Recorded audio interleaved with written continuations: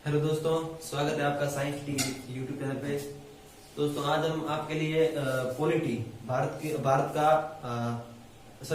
भारत के संविधान के बारे में बात करेंगे। तो भारत के संविधान में पहले हम संवैधानिक इतिहास के बारे में बात कर रहे हैं। तो संविधान की पृष्ठभूमि, जैसे संविधान कहाँ से हमारा संविधान शुरू होता है और कहाँ कौन कौन से एक्ट है।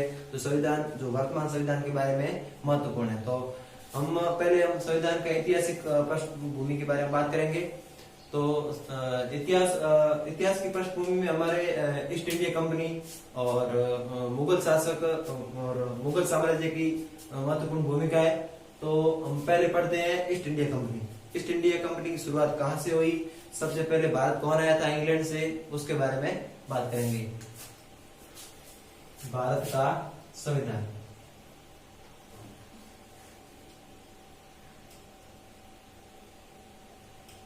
भारत का संविधान और इस संविधान की ऐतिहासिक पृष्ठभूमि पढ़ेंगे।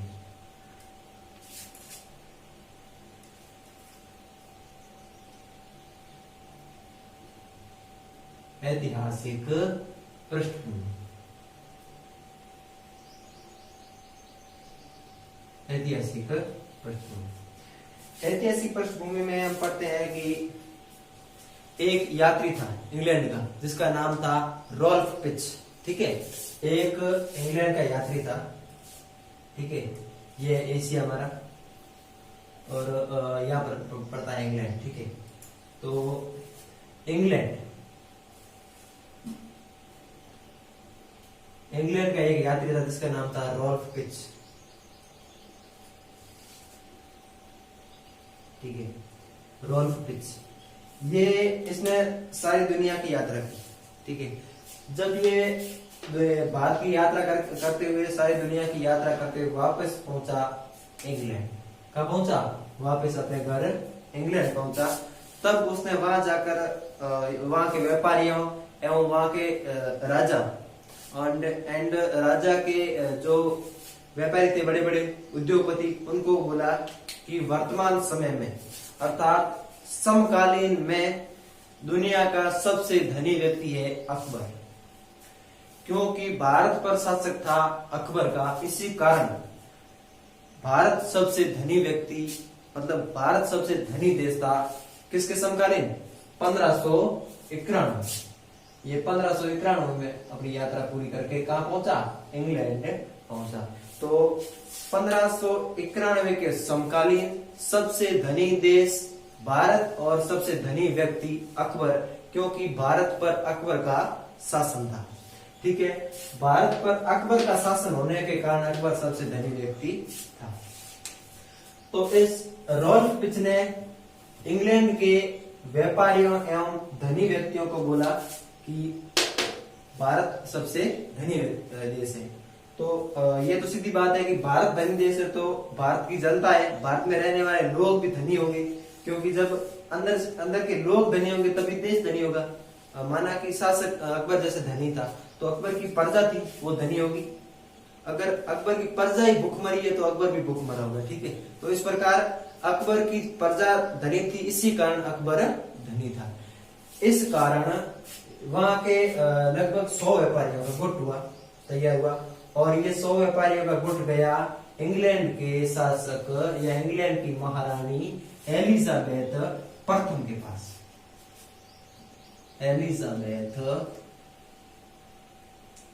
फर्स्ट या प्रथम के पास पहुंचे और इन व्यापारियों ने बोला कि हम भारत में अपना व्यापारिक केंद्र खोलना चाहते हैं, तो आप इसकी अनुमति दे दो और हमकी सहायता करो कि हम वहां जाके अपने व्यापारिक केंद्र खोल सके और वहां अपना बना हुआ माल वहां बेच सके और वहां से कुछ पैसे कमा सके। तो एलिजाबेथ ने कहा कि तुम जाओ, ये मेरी तरफ से आपको अनुमति है।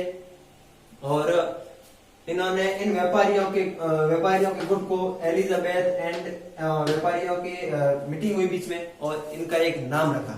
इनका नाम रखा east India company. East India company, क्या नाम रखा? East India company. और इस गुट का, इस गुट का नाम एंड इस गुट की स्थापना या इस कंपनी की स्थापना 31 दिसंबर 1600 को।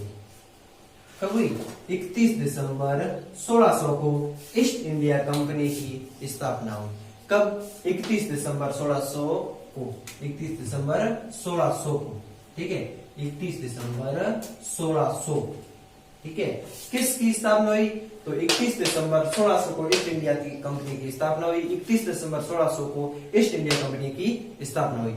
ये आपको याद रखना है। और ये इसकी स्थापना किसने की? तो एलिजाबेथ फर्स्ट ने इसकी स्थापना की और इसके साथ 100 व्यापारियों का गुट था। अब बात करते हैं आगे। आगे क्या होगा? आगे क्या होगा? 1608 ईस्वी में, ठीक है, 1600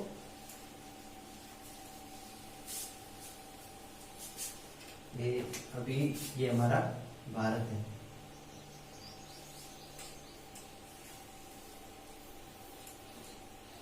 ये हमारा भारत है, ठीक है। एक यात्री था इंग्लैंड का, पहुंचा भारत, इसका नाम था विलियम हॉकिंस। कौन?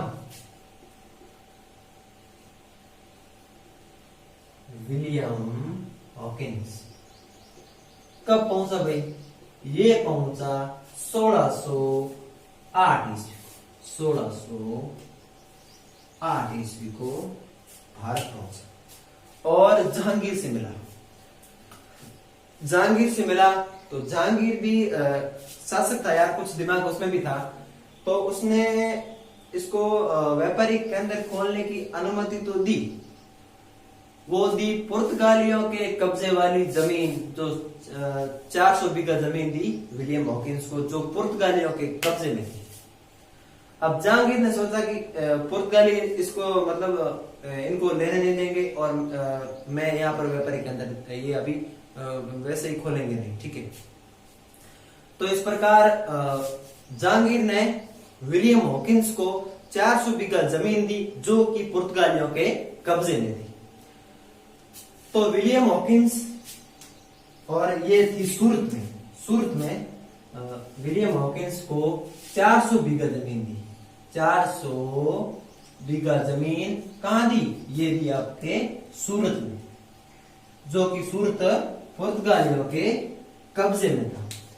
तो विलियम हॉकिंस यहां से चला चलता हुआ आ गया सूरत में। इन्होंने पुर्तगालियों को कहा कि ये जमीन हमको दिए, यहाँ के शासक जहांगीर ने ये जमीन हमको दिए और आप यहाँ से हट जाओ। लेकिन पुर्तगालियों के यहाँ से नहीं हटने के कारण विलियम हॉकिंस ने एलिजाबेथ को एक संदेश भिजवाया कि आप बोल रही थी कि आपकी जो सहायता होगी वो हम करेंगे, तो हमारी सहायता कीजिए कि यहाँ से पुर्तगालियों को हटाइए। तो एलिजाबेथ ने इंग्लैंड से एक नौसेना की टुकड़ी कहां भेजी? भारत भेजी। और यहां से पुर्तगालियों ने भी अपनी टुकड़ी यहां भेजी और यहां पर हो गया युद्ध। कब हुआ? 1612 ईस्वी को पुर्तगालियों एवं ईस्ट इंडिया कंपनी के बीच घमासान युद्ध हुआ।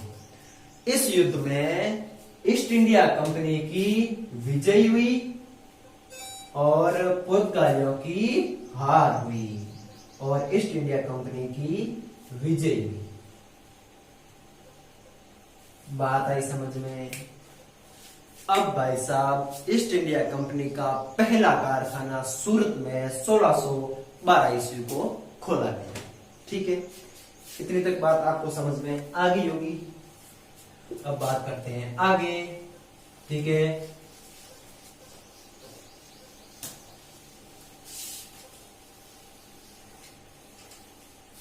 ठीक, इतनी तक बात आपको समझ में आ गई थी।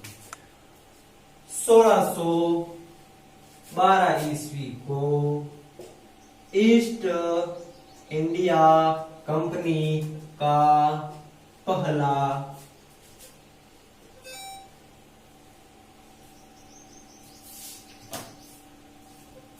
कारखाना स्थापित हुआ। पहला कारखाना स्थापित हुआ कब? 1612 ईस्वी में पुर्तगालियों के साथ युद्ध जीतकर ईस्ट इंडिया कंपनी ने अपना पहला कारखाना कहाँ लगाया? सूरत में लगाया। ठीक है, इतनी बात आपको समझ में आ गई होगी। अब बात करते हैं, एक बात आती है 1615 ईस्वी। 1615 ईस्वी में एक नाम आता है सर टॉमस रो। कौन? Sir Thomas Roe. ठीक है भाई, सर टॉमस रो नाम था। ठीक है, सर टॉमस रो भारत 1615 ईस्वी में है। ठीक है, अब 1615 ईस्वी में सर टॉमस रो भारत तो आ गया, लेकिन जहांगीर को मिलते मिलते उसको 1 साल लग गया और आ गया दूसरे वर्ष में, जैसे 1616 वर्ष में आ गया। और 10 जनवरी 1616 ईस्वी को अजमेर में जहांगीर से मुलाकात हुई मैग्नीज दुर्ग में। किसकी? सर टॉमस रो की।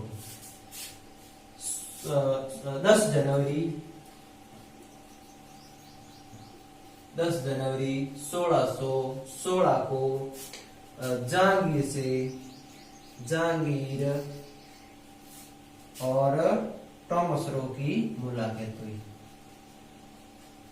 टॉमस रो की मुलाकात मैग्नीज दुर्ग, जो अजमेर में पड़ता है, मैग्नीज दुर्ग अजमेर में पड़ता है। और 10 जनवरी को सर टॉमस रो जहांगीर से मिला अजमेर के मैग्नीज दुर्ग में, और इसने जहांगीर से, ठीक है, इसने जहांगीर से व्यापारिक केंद्र खोलने की अनुमति मांगी, लेकिन जहांगीर ने साफ साफ मना कर दिया कि आप भाई साहब पहले ही हमारे पुर्तगालियों को यहाँ से निकाल चुके हो और आप सूरत में कारखाना खोल चुके हो, अब आगे मैं कारखाना आपको या आपका व्यापारिक केंद्र नहीं खोलने दूंगा। टॉमस रो आप अपने पीछे वादा करके आया था कि मैं अनुमति देकर रहूंगा, तो उस वादे का पक्का था। और सर टॉमस रो 3 वर्ष तक इंतजार करता रहा। टॉमस रो 3 वर्ष तक इंतजार करता रहा जहांगीर के दरबार में। जहांगीर के दरबार में 3 वर्ष रह गया भाई साहब ये सर टॉमस रो। और 3 वर्षों के बाद एक मतलब टॉमस रो के लिए एक खुशखबरी आई। क्या आई? कि जहांगीर ने इनको व्यापारिक केंद्र खोलने की अनुमति दे दी। ठीक है, 3 वर्ष सर टॉमस रो जहांगीर के दरबार में रहा। और 3 वर्षों के बाद जहांगीर ने अनुमति दे दी। किसकी अनुमति दे दी? व्यापारिक केंद्र खोलने की अनुमति दी। ठीक, अब व्यापारिक केंद्र आगे ये खोलते गए। इन्होंने 1616 में अनुमति ली, 1621 में खोले, 1622 में खोले। महत्वपूर्ण केंद्र इन्होंने खोला 1639 ईस्वी में। ठीक है, ईस्ट इंडिया कंपनी ने 1639 में मद्रास की स्थापना की। अर्थात वहां पर मद्रास में जॉर्ज फोर्ट नामक एक दुर्ग का निर्माण करना। जॉर्ज फोर्ट नामक दुर्ग का निर्माण करना। ईस्ट इंडिया कंपनी ने 1639 में मद्रास की स्थापना की और जॉर्ज फोर्ट नामक दुर्ग का निर्माण करवाया। अब ये मद्रास पड़ता है कलकत्ता में। तो अंग्रेजों की यही नीति थी कि जो धनी शहर है, जो धनी इलाका है, वह पहले उस पर कब्जा किया जाए। ठीक है, तो शुरू से ये नीति थी ईस्ट इंडिया कंपनी की, अर्थात अंग्रेजों की कि धनी शहर को पहले लूटा जाए, फिर बाद में राजनीतिक एवं व्यापारिक केंद्र खोले जाए और फिर उन पर कब्जा किया जाए। ठीक है, तो इस प्रकार से 1639 ईस्वी में मद्रास पर इन्होंने कब्जा किया। ठीक है, अब बात आती है 1707 ईस्वी में औरंगजेब की मृत्यु होने के बाद मुगल साम्राज्य डगमगा गया। ठीक है, 1707 ईस्वी में औरंगजेब की मृत्यु के बाद मुगल साम्राज्य डगमगा गया और मुगल साम्राज्य का कोई शक्तिशाली शासक नहीं बना। बाद में फिर अंग्रेजों को शक्ति हाथ में आई कि अभी मुगलों का कोई स्थायी शासक नहीं है, अर्थात मुगलों का कोई शक्तिशाली शासक नहीं होने के कारण अजमेर भारत पर हावी हो गए। ठीक है, 1707 ईस्वी में औरंगजेब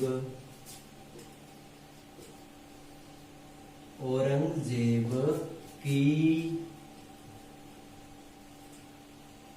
मृत्यु के बाद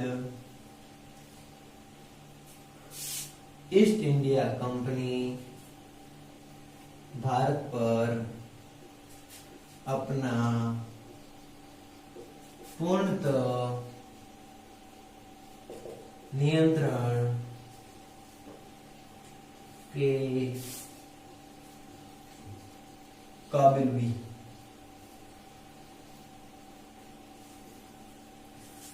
अब बात करते हैं 1717 ईस्वी में।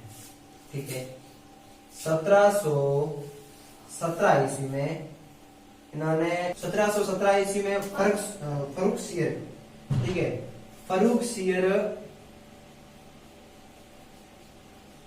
शासक था मुगल साम्राज्य का। ठीक है, फर्रुखसियर की गर्दन दुखती थी, मतलब गर्दन इसकी टेढ़ी रहती थी। इसी कारण 1717 ईस्वी में एक ईस्ट इंडिया कंपनी के एक डॉक्टर थे जिन्होंने फर्रुखसियर की गर्दन ठीक कर दी।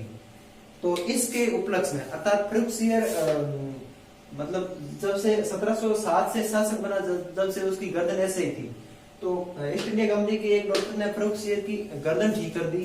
तो इस कारण फर्रुखसियर ने ईस्ट इंडिया कंपनी को निःशुल्क व्यापार करने का अनुमति दे दी। निःशुल्क व्यापार, निःशुल्क व्यापार, निःशुल्क व्यापार करने की अनुमति दे दी। किसने? फर्रुखसियर ने। कब? 1717 ईस्वी में। अब फर्रुखसियर ने 1717 में निःशुल्क व्यापार करने की अनुमति दे दी। फिर अंग्रेजों को और एक साइड से मतलब धक्का मिल गया। अब अंग्रेजों की गाड़ी पटरी पे चल पड़ी और अंग्रेजों ने 30 जून 1757 को प्लासी का युद्ध छेड़ दिया, जिसका कारण था कि अंग्रेजों ने कहा कि हमारे कुछ कालकोठरी की घटना का कारण बता दिया। प्लासी युद्ध में अंग्रेजों ने कहा कि इस घटना के कारण हम प्लासी का युद्ध छेड़ते हैं। ठीक है, कालकोठरी घटना ऐसी थी, अंग्रेजों को कुछ अंग्रेजी लोग थे जिन्होंने, जिनको ऐसे कुछ 12 भाई जो इसका कमरा था उसमें बंद कर दिया और इस तरह की घटना थी। तो उस घटना को जिम्मेदार ठहराते हुए अंग्रेजों ने 30 जून 1757 को प्लासी का युद्ध छेड़ दिया। तो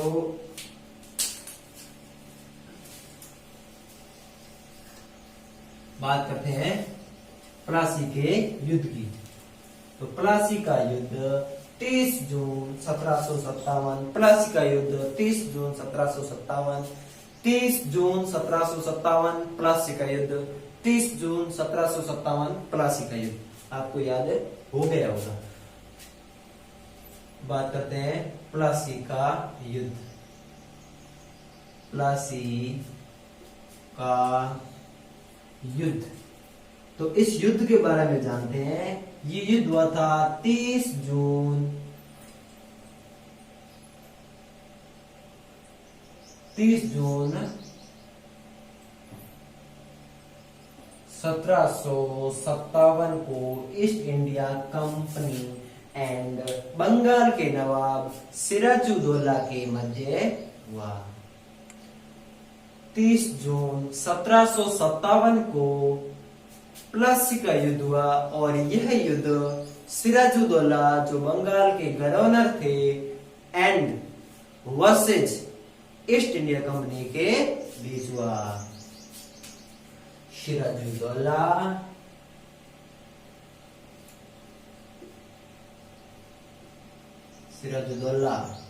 ये था बंगाल का नवाब।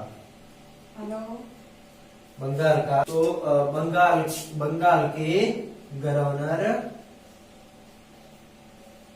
थे कौन? सिराजुद्दौला बंगाल के गवर्नर थे versus east India company. East India company.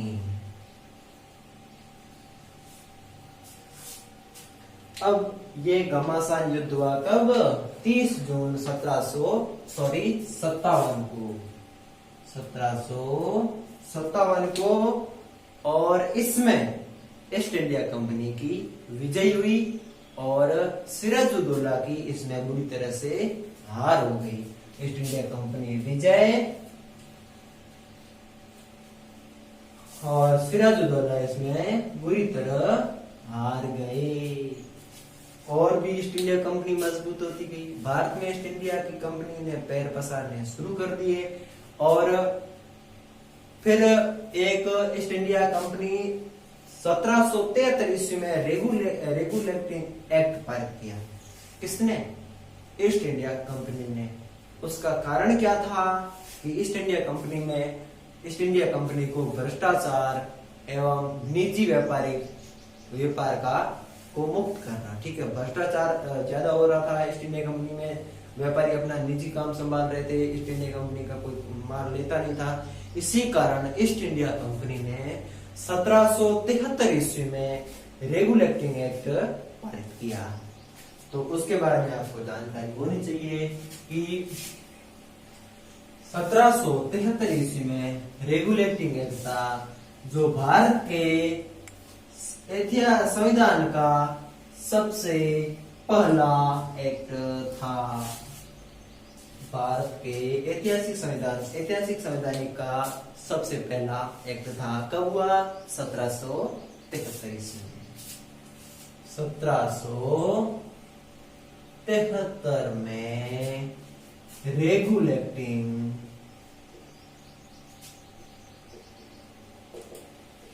Regulating act पारित हुआ। इसका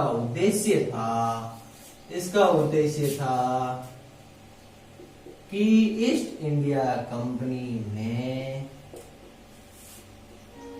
भ्रष्टाचार और निजी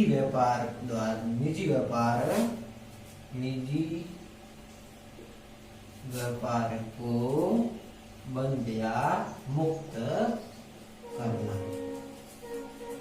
इस प्रकार से ईस्ट इंडिया कंपनी ने अपने भारत में पैर पसारने शुरू कर दिए। अर्थात लगभग 1773 ईस्वी में ईस्ट इंडिया कंपनी ने संपूर्ण भारत पर लगभग अपने पैर पसार दिए थे और इस कंपनी ने आगे भी और कुछ एक्ट पारित किए और कुछ राजाओं को जैसे